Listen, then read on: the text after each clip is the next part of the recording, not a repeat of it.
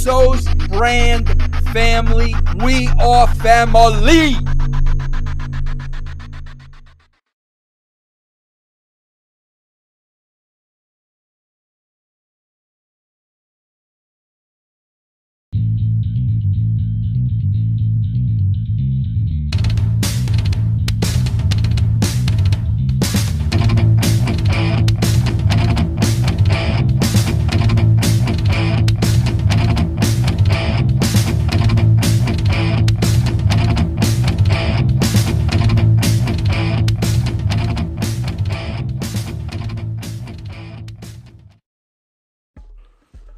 Coming up next on Generating Heat, we are diving into our factions. The first faction we will be talking about tonight is the New World Order. We will take you from Bash at the Beach 1996 all the way up through their run in the WWE. So sit back, grab some popcorn, and listen up. It's time to generate the heat right now with the factions in WO.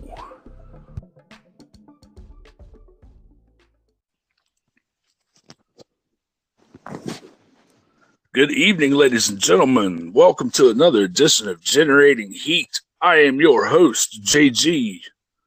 Joined with me, as always, TJ Ace. What's up, man? How you doing? All right, how you doing, man? What's good?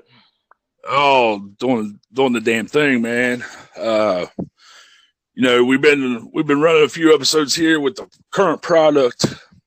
The current product, I just can't keep up with much anymore. So we figured we'd dive back into the network a little bit and start talking about some things from years past. And one of the things that we decided we was going to talk about was some factions coming up through the years. So our first faction that we're going to talk about tonight is the New World Order, who, in my opinion, is the single most important faction, if not the best. It's the most important faction in the history of professional wrestling. Before we dive into that, though, we got a little bit of news to talk about here. Yesterday, it came out that Enzo Amore has been cleared of all charges as it relates to his sexual assault of that young lady. Did you hear about that? Yeah, I heard about it earlier. I was on what is it? It's one of those sports things I follow. I follow so many, but I was on one of those sports things on social media, and it had came across. I was like, wow. So now I wonder, is WWE going to give him another shot, or is he going to wind up going somewhere like New Japan, or what? Yeah, I was wondering the same thing, whether WWE is going to give him another shot.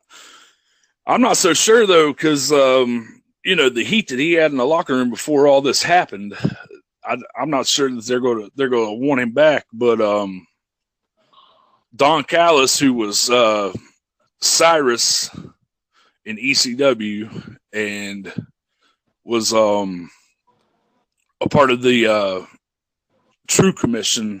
He was the manager for the Truth Commission in WWE. He's now running TNA as their executive vice president of talent.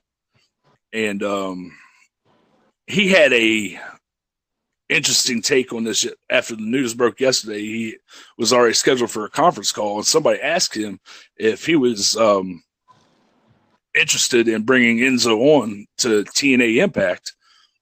And he said, never say never. So just depends on what he said, depends on what his talent situation's like and what his needs are. Oh, okay. That could possibly be a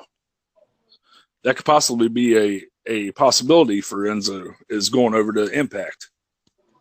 So we'll see what happens. What's that? I was saying, which might actually bring more people, fans to watch Impact. So I know a lot of fans actually loved Enzo Amore, given the fact that Impact has lost a lot of popular names within the last year or two. So that might actually work out. Yeah.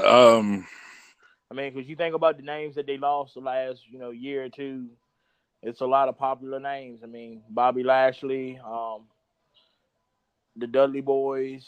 I mean, it's I think Yeah, Bobby Roode, yeah, Brodus Clay, Sting, Kurt Angle. They lost all them guys. Cody Rhodes, he's not there anymore. That piece of shit. yeah, that is a piece of shit. But it's another. I've had enough of talking about him this week, though. I'll tell you.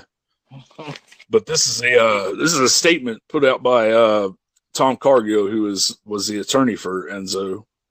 On January 22nd, 2018, Eric Arndt, also known as Enzo Amore for World Wrestling Entertainment, was accused via the internet and social media of misconduct during an alleged incident in Phoenix, Arizona, several months earlier. Prior to that date, no law enforcement or any other officials had contacted Mr. Arndt regarding such claims.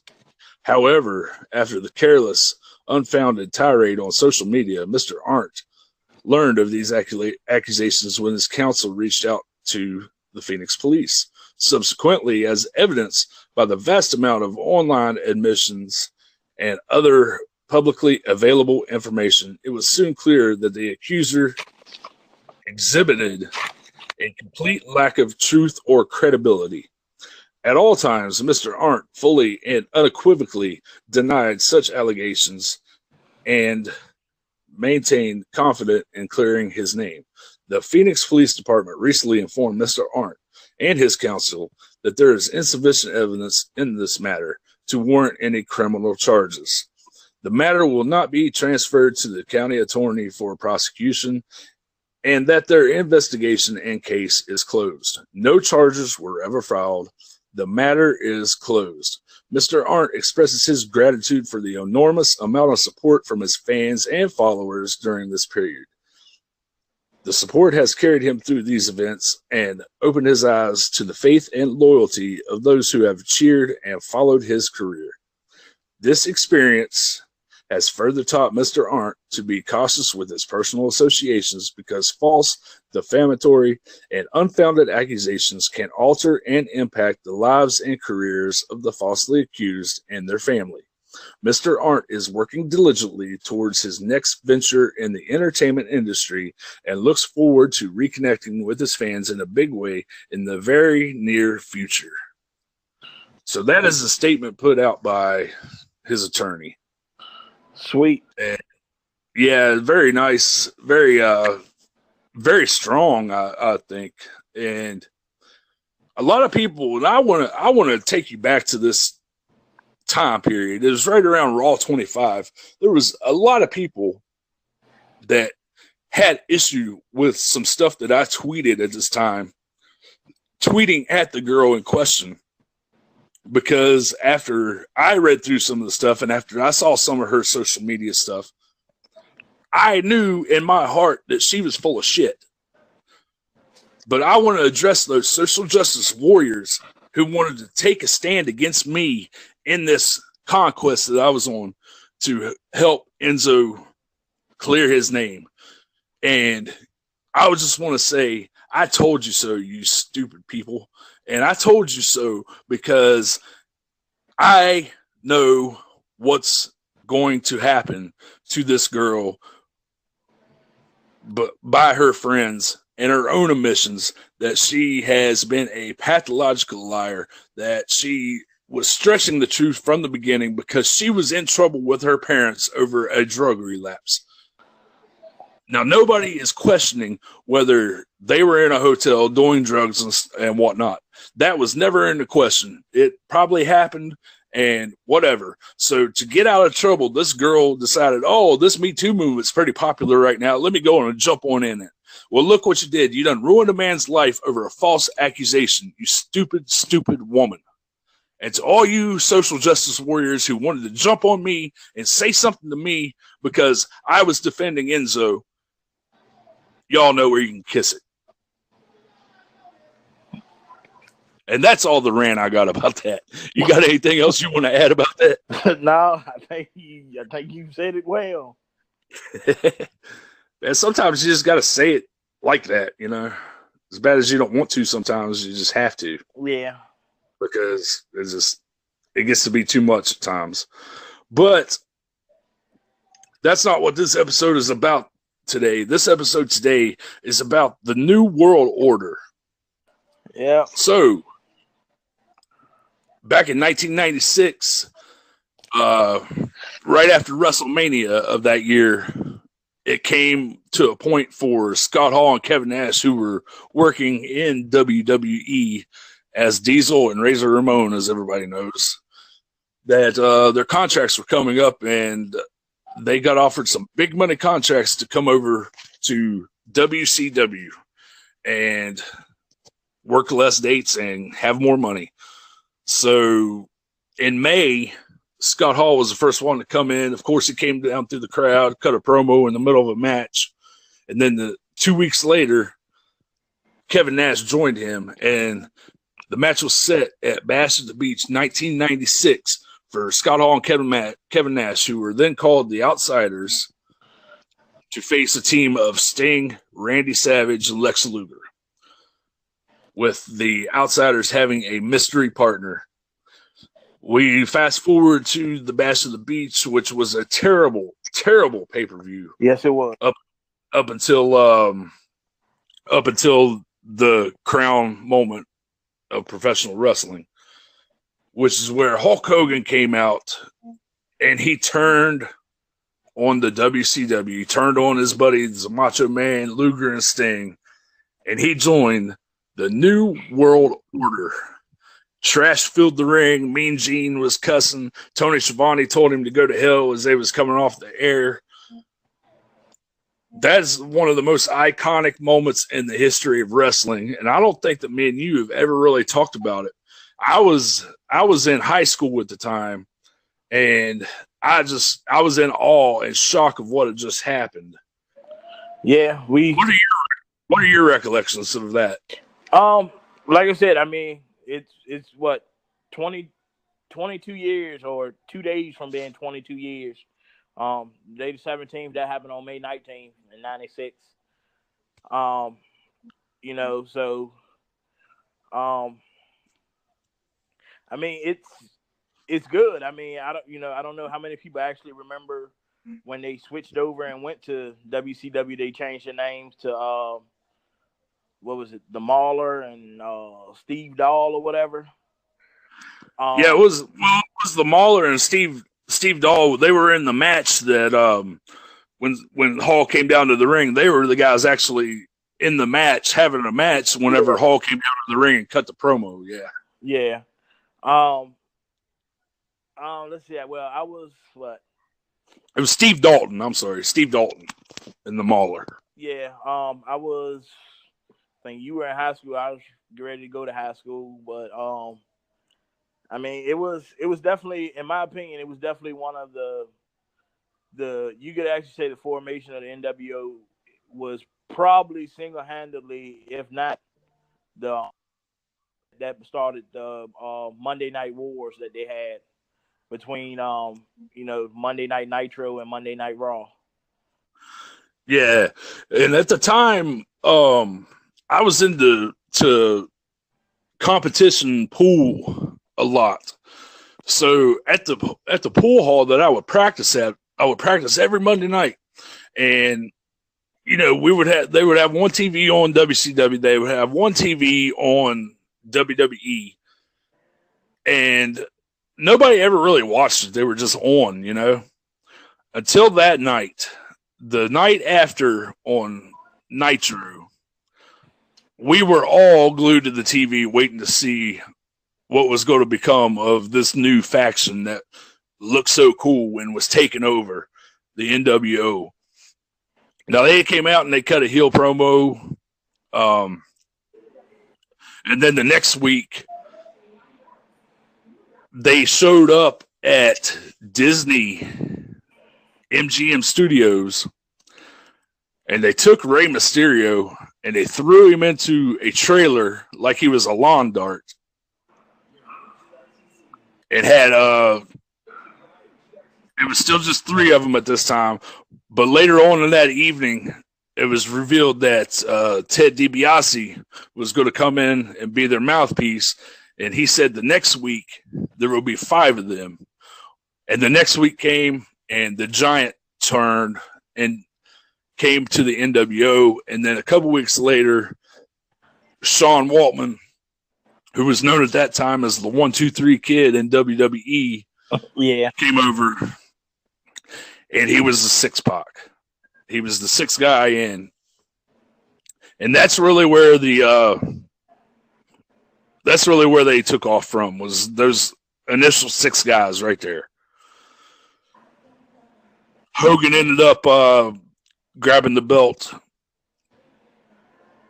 and spray painting NWO on it, and then the rest is history, as they say. They brought in the NWO Sting, who everybody thought was the original Sting, but it wasn't, and they fooled everybody. But it also helped the original Sting to change his character and to become the quote unquote Crow Sting. Right. So, that I kind of fast forwarded a little bit there through all that. Do you remember any specific moments from that point in time you want to talk about? I know I do remember when at one point Luger got injured right after soon as the match began, and him being removed on a stretcher. When they did also, I remember that I don't know, probably maybe 20 minutes in the match, that was like the best. I say probably the best of the best in that match was when Sting made that tag to Randy Savage, which was kind of a late tag, but I mean, Savage, he went on the attack. I mean, he basically took care of Hall and Nash, and that somehow the referee, I remember the referee getting tied up somewhere along the line too. So, I mean, it was definitely one of those, definitely relive again, and I was able to relive it this week on the WWE Network. So, it's great. I mean, it's great to think, 22 years ago to where wrestling is now. I mean, it's like, how did we go from that to this? How did we go from watching wrestling go off and be like, oh man, now I got to wait another week to, oh, it's gone off. Well, let's hope for a better show next week. Yeah, I know, right? I keep it on I can't sit there and watch it though. I just can't. I can't watch today's product. I tried giving the benefit of the doubt to people that I know there. Me and Road Dogg have gotten a little tight here lately. So I've been trying to keep it all right, so that just kind of give them the benefit, because I don't want start any drama with people that I know or anything. But it's like, at some point, it's just got to be redone. But there's an interesting podcast. You can go back. You can look in our archives, which are located at Generating Heat YouTube channel, and you can look at a show that we did about a month ago called 5 Stars for What? And that is a Dave Meltzer show where we discuss how he has kind of killed the business single-handedly. And this show has been endorsed by the Road Dogg himself. It has been endorsed by Vince Russo. It has been endorsed by Tony Schiavone. It has been endorsed by Mikey Ripwreck. Plenty, Disco Inferno, Stevie Richards, plenty of people in the wrestling business have listened to this show, and they have given me feedback that I am onto something with this. So you guys make sure you go check this out. It is the archived in YouTube at Generating Heat. But yeah, so as we keep going through the NWO, here is a list of the members that were part of the first incarnation of the NWO. You had Scott Hall, Kevin Nash, Hogan, Ted DiBiase, Now, Giant. now What's when that? Now, when you say Ted DiBiase, make sure people don't get it confused with the young Ted DiBiase. It's the daddy, Ted DiBiase, Yeah, also known as the $1 Million Man. Yeah, the $1 Million Man. He came over. They called him Trillionaire Ted, and I remember some of those promos. And then, like I said, yeah, the NWO Sting at 6. And then Virgil joined in September of 1996. And so did Miss Elizabeth. Oh, Virgil, also known as Vincent. Yeah. Vince, yeah. And then Eric Bischoff, Buff Bagwell. Buff Bagwell, Michael Wall Street, Yeah. Big Bubba Rogers, Scott Norton, Yeah. Chono. Yeah, Masahiro Chono came over from New Japan, and he joined the NWO, and he actually took the colors back to Japan with him and started a little NWO Japan faction back there. Right. Yeah. Randy Savage, which also happened to be a member of the NWO Wolfpack. And truth be told, it actually was an NBA star that was in the NWO. Yeah, Rodman. Dennis Rodman. He stayed there. It was a couple months.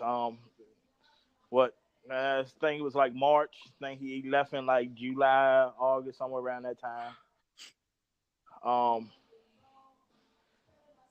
You got Tenzan from NWO Japan. And Muda. Yeah, Muda. Conan. Conan was my boy back in those days, man. He come out, Arriba la Raza. Yep. How about Mr. Perfect? Yeah, Mr. Perfect came in for a little bit.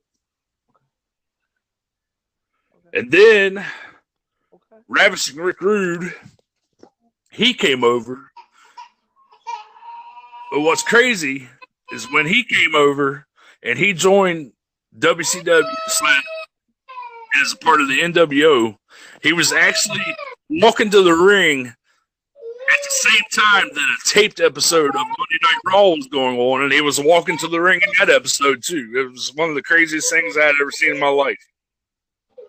Yeah, that was crazy. Yeah. And then rest in peace, Louis Spicoli. I didn't even remember him coming over into the NWO.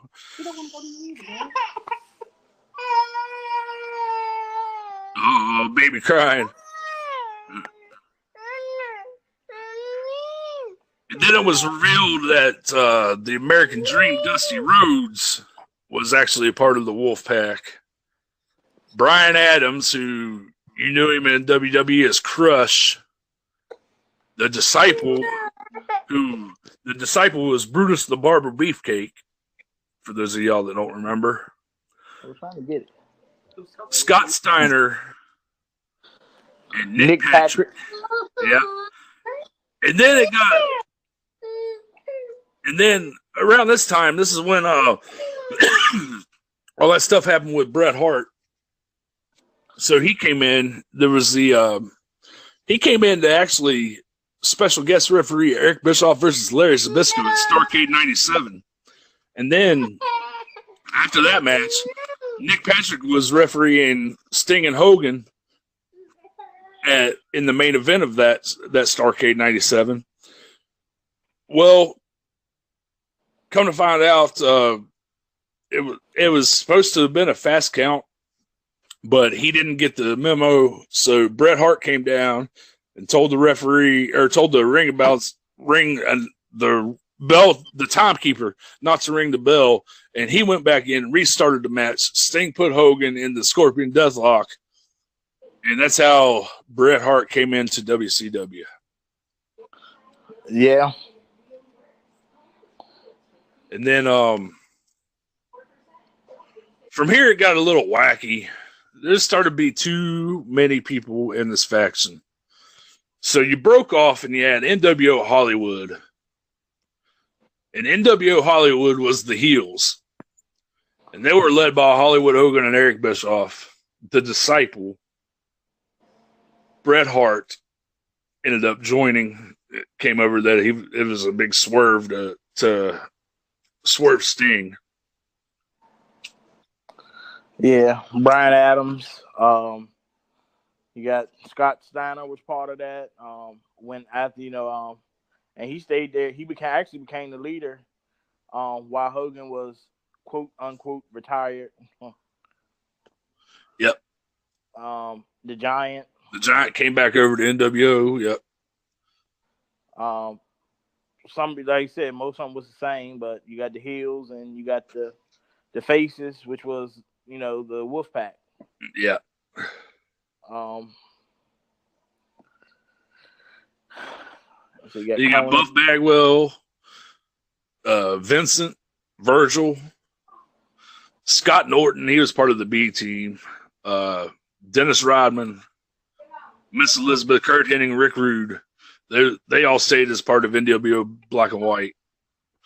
Stevie Ray, Horace Hogan, and Barry Windham came in to be Kurt Hennig's tag team partner. And then the NWO Wolfpack ended up with Kevin Nash as their leader, Macho Man, Randy Savage, Conan. Kurt Hennig jumped over after he defected from NWO Hollywood, and so did Dusty Rhodes and Miss Elizabeth and Rick Rude. And then you had Lex Luger, Sting, Scott Hall, and Disco Inferno. My homie Disco Inferno.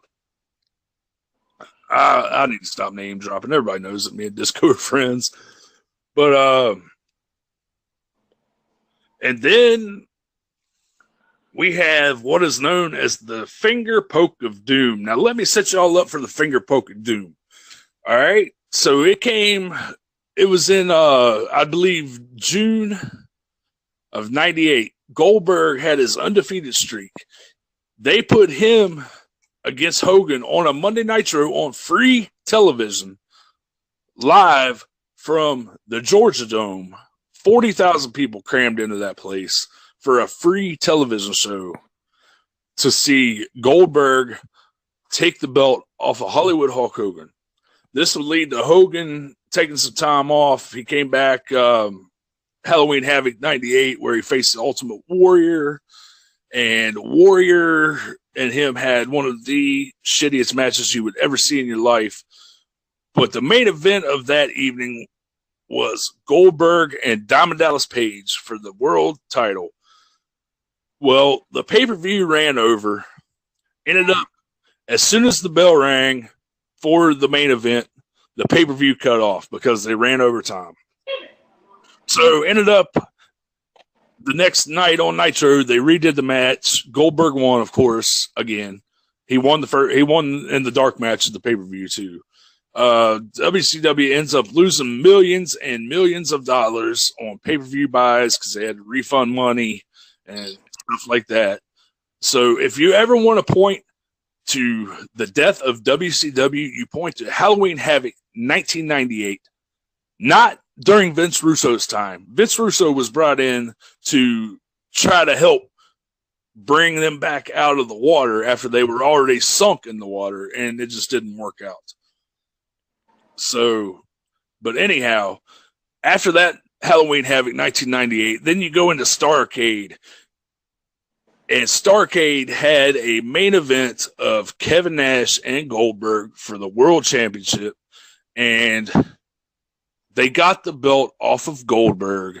Kevin Nash won. It was some hokey stuff going on with the tasers and cattle prods and stuff like that. But then the next night, Hogan returns again. He challenges Kevin Nash for the title. They get in the ring. Hogan does the finger poke of doom. Nash takes a bump, lays down. Hogan gets the 3 count. And they swerve the Goldberg fans. They swerved everybody because Hulk Hogan is now once again the WCW champion. The NWO has come back together as one unit, as the NWO Elite, and they swerved everyone. Hulk Hogan got back at Goldberg like that. So, in this new NWO incarnation, you have this is the NWO Elite. You have Hollywood Hogan, Kevin Nash, Scott Hall, Bischoff, Buff Bagwell, Scott Steiner, Lex Luger, Disco, Conan, and then later on comes David Flair, Torrie Wilson, and Rick Steiner.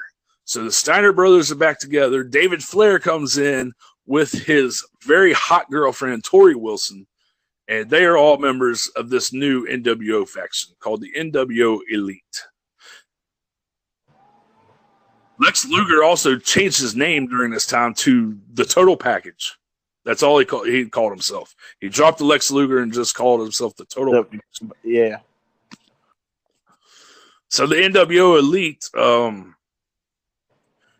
they had some interesting times, but then it wasn't long before the Black and White got back together. And this incarnation of the NWO Black and White they were pretty much lower card, mid card guys that never really stood a chance against the Elite. But their founding member was Stevie Ray, the Giant, Kurt Hennig, Vincent, Scott Norton, Brian Adams, and Horace Hogan. Tell me your favorite Horace Hogan match.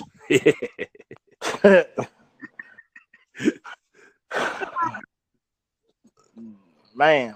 Do you even remember a Horace Hogan match? Because I sure don't. I don't. Nope. All right. So after this incarnation ran its course, a lot of people left WCW at this time because of the merger. Time Warner bought in. After the Halloween Havoc incident, the standards and practices started really looking at WCW like, what are you guys doing? And a lot of the big contracts were sent home. But in 2000, the NWO 2000 was born under Vince Russo. This incarnation of the NWO was Bret Hart, Jeff Jarrett, Double J. Looking hard on the go. Life keeps twisting too slow. I can't wait to be alone with my baby tonight. That's his song from WWE. Yeah, well, Double J is now a WWE Hall of Fame member. Congratulations. Class of 2018. Yeah. Then you had Kevin Nash, Scott Hall, Scott Steiner, Ron and Don Harris, who you might remember from that WWF days as the Disciples of Apocalypse. They were Skull and 8-Ball. And then they also had their own referee, Mark Johnson. Yeah. So NWO 2000 did not last. They ended up getting taken out of power by the Millionaires Club. Actually, some of the members of NWO 2000 turned into the Millionaires Club. So, with that being said, with all these incarnations of the NWO and WCW, which do you think was the best?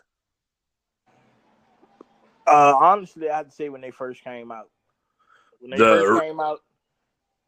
original three?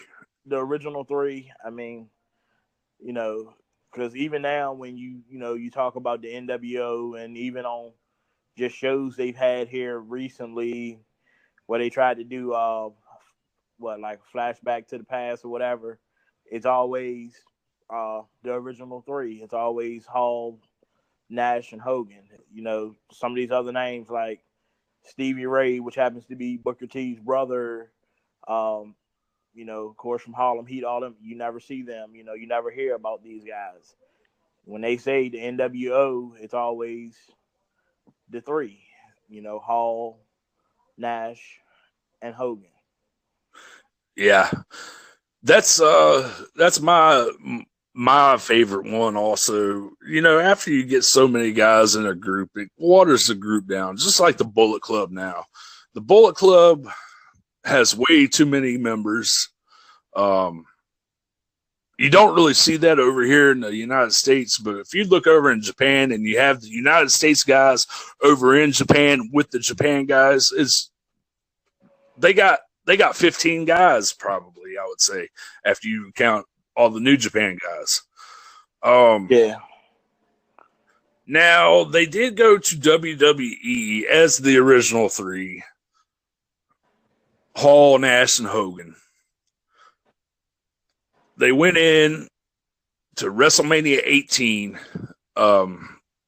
Nash faced off against I forget who Nash faced off, but Scott Hall faced off against Stone Cold, and The Rock faced off against Hollywood Hogan.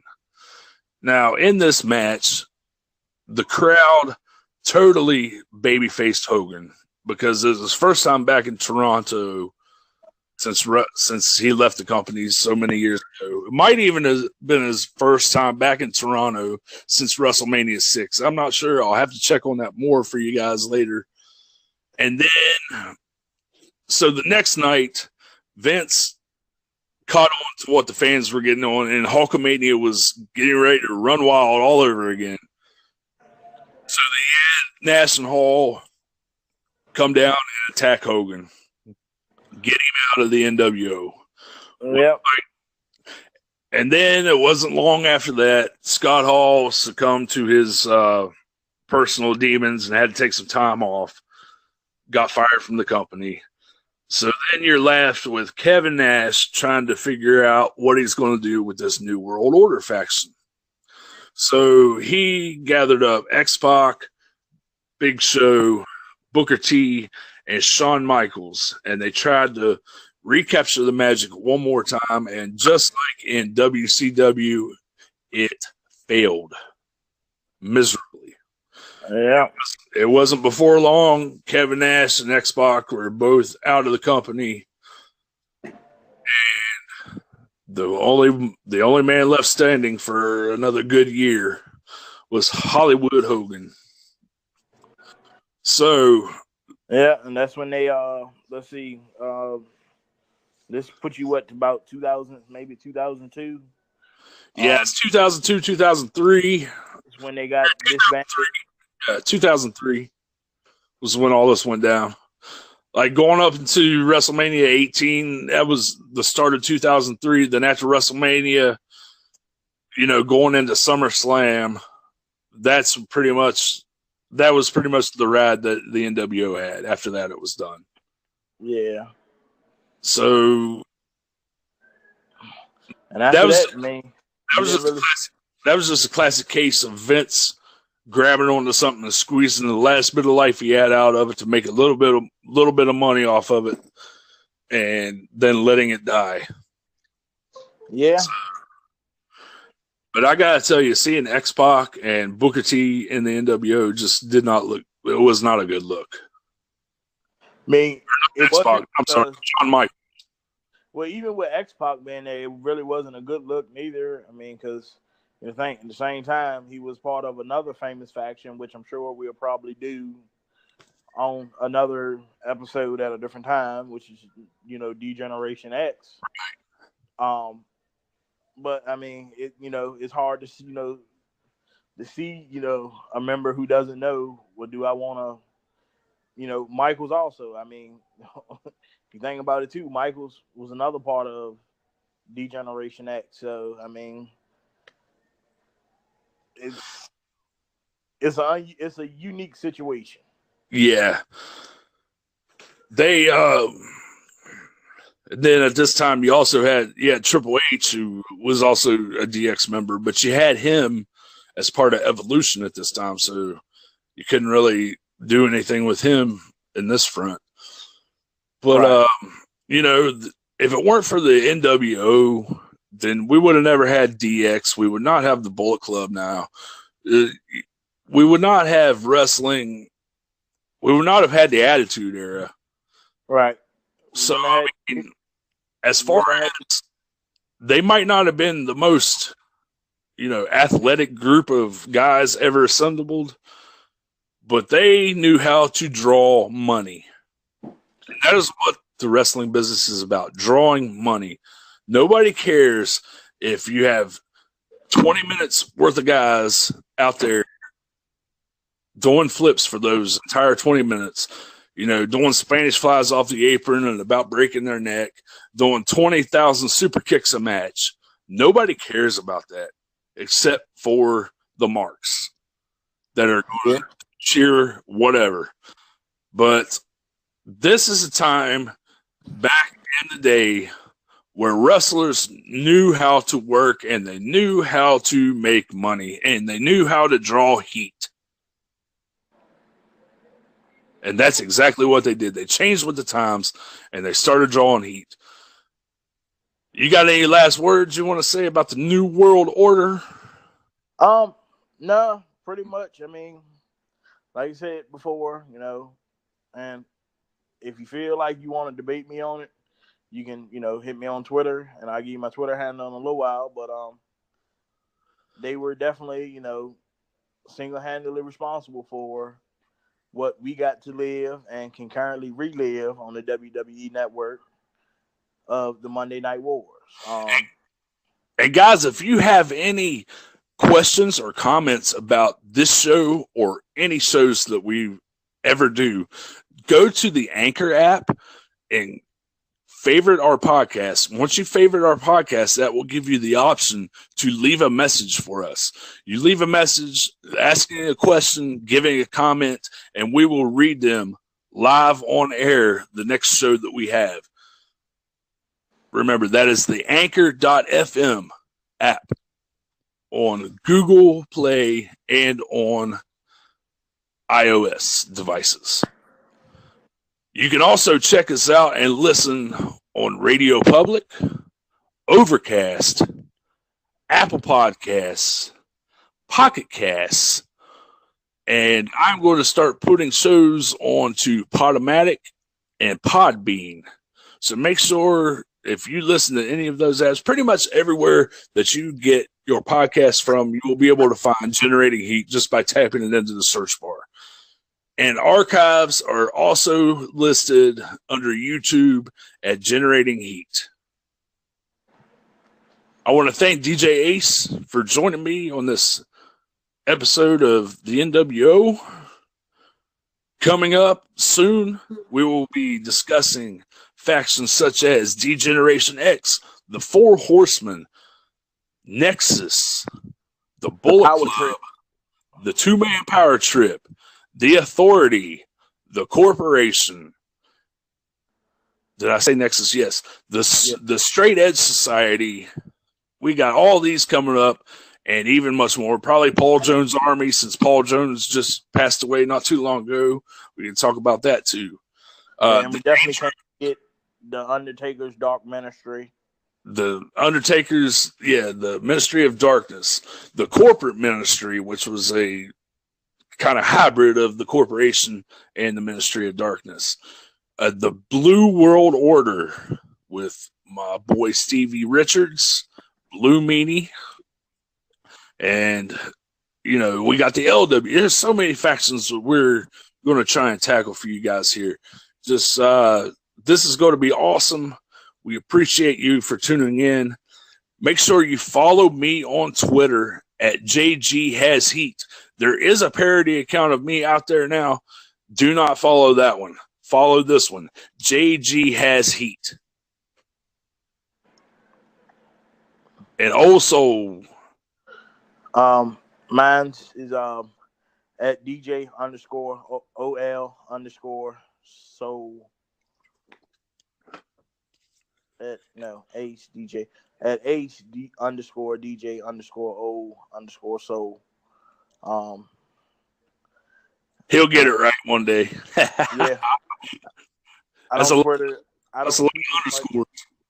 don't tweet as much as JG has heat, but when I do have time, I try to get on and check them on some stuff and, find up on some information, which usually a lot of stuff I follow comes to my inbox anyway. So, and I can't stress enough, the troll account that has my name in it is not me. Mine is JG has heat. The other one is not me. I don't know who that is. Do not tweet at that person. Block that person if they follow you. So without further ado, I want to sign off, say goodnight to everybody. Good night, Ace. Y'all have a great evening, and we will be back with much more on factions right here on Generating Heat.